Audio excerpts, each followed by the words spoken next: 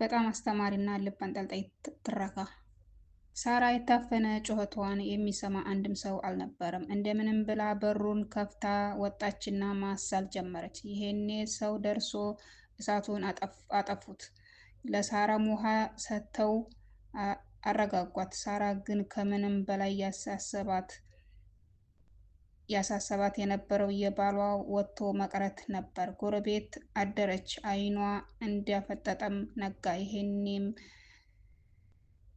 በሌሊት ተነስታ ልዑልን ማፈላለግ ጀመረች። ያለ ምክንያት አያድርም፣ እናቱ አግኝተው ቢሆን እንኳ ጥሎኝ አያድርም ስትል ጩኸቷን አባባሰችው። አንድ ነገር እንዳይሆን አምላኳን እየለመነች ፈለገችው። አየሁት የሚል ስታጣ የመጨረሻ አማራጯ የሆነው እናቱን መጠየቅ ነበር። ቤታቸው ሂዳ በር ስታንኳኳ ሰውነቷ ይንቀጠቀጥ ነበር።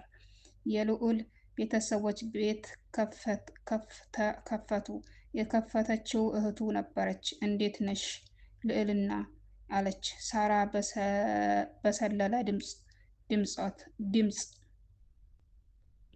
ልዕልናም ምን ፈልገሽ መጣሽ? አንቺ ዘረቢስ ድሃ፣ ቤተሰቦችሽን ገፍተሽ ጨረሽ፣ አሁን ደግሞ የእኛን ቤተሰብ እያለች ስትዘረዝር፣ እባክሽ ስለማታውቂው ነገር አዘባርቂ። ለነገሩ ብዘባርቂም ግድ አይሰጠኝም። አሁን ልዑል እዚህ መኖርና አለመኖሩን ለማወቅ ነው የመጣሁት አለቻት።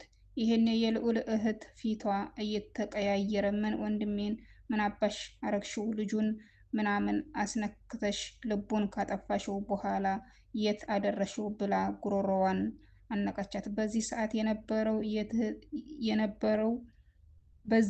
ሰዓት ነበር እናትየው ሰምታ የወጣችው። ልዑል ቢፈልግ የውሃ ሽታ ሆነ።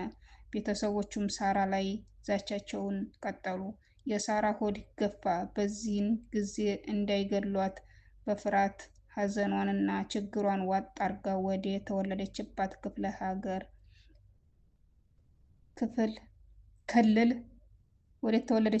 ክልል ሐረር ተሰደደች። ሆኖም እርጉዝ ሴት ብቻዋን ያለምንም ገንዘብ ሕይወት ምንም ያህል ከባድ እንደሆነ ለማወቅ መገመት ቀላል ነው። ሳራ ራሷን ማጥፋት ተመኘች። ግን ልዑል ምን ሆኖ ነው? ቆይ ግን ፈጣሪ ምን ብበድለው ነው? የሳራ መልስ የሌላቸው ጥያቄዎች ናቸው። ሐረር ስትደርስ ሁሉንም እቃዋን ሽጣ ነበር እዛ ደግሞ አንዳንድ ወሳኝ ነገሮችን ገዝታ የተረፈውን የ3 ወር ኪራይ ከፈለችው። ቤቷ ውስጥ የሚላስ የሚቀመስ ሳይኖር ኑሮን አለች።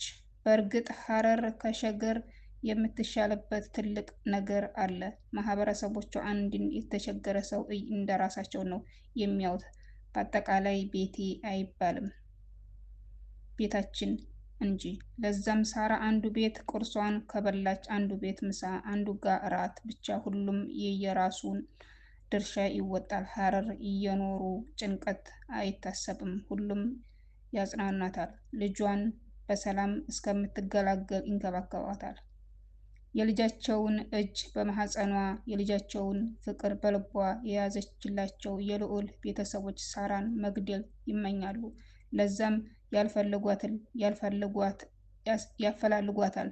ሆኖም ግን አድራሻዋን አጡት። ሳራ ከልዑል ጋር በተከራዩበት ግቢ ውስጥ ይኖር የነበረ አንድ ብዙነህ የሚባል ሰው ነበር። ከሱ ውጭ ሳራ ሐረር እንዳለች ማንም አያውቅም። እሱንም አልፎ ስትደውልለት ነው ስለ ልዑል ቤተሰቦች የሚነግራት።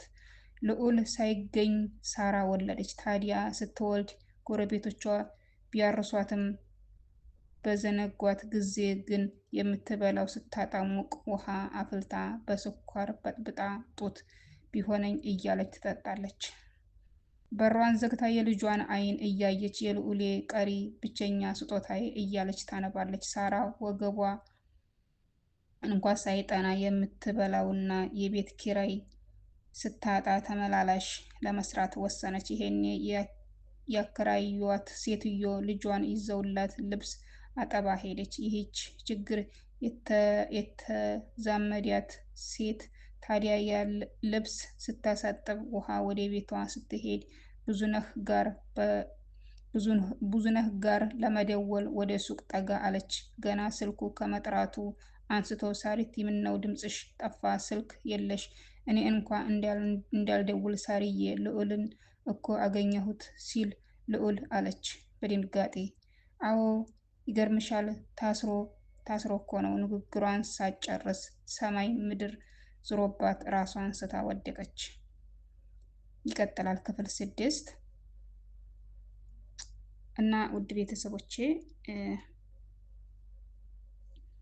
ለቻናሉ አዲስ የሆናችሁ ላይክ፣ ሰብስክራይብ እያደረጋችሁ አበረታቱኝ። ነባር የሆናችሁም ላይክ ሸር አድርጉ። ውድ ቤተሰቦቼ ሁላችሁም በያላችሁበት ሰላማችሁ በዘት ትርፍርፍ ይበልልኝ እያልኩኝ ለዛሬ ይዣት የቀረብኳት ቪዲዮ ይችን ትመስላለች። በቀጣይ ቪዲዮ ውስጥ የምንገናኝ። ሁላችሁም በያላችሁበት ሰላማችሁ በዘት ይበልልኝ እያልኩኝ ለዛሬ በዛ ሰነባበታለሁ። መልካም ጊዜ ለሁላችንም።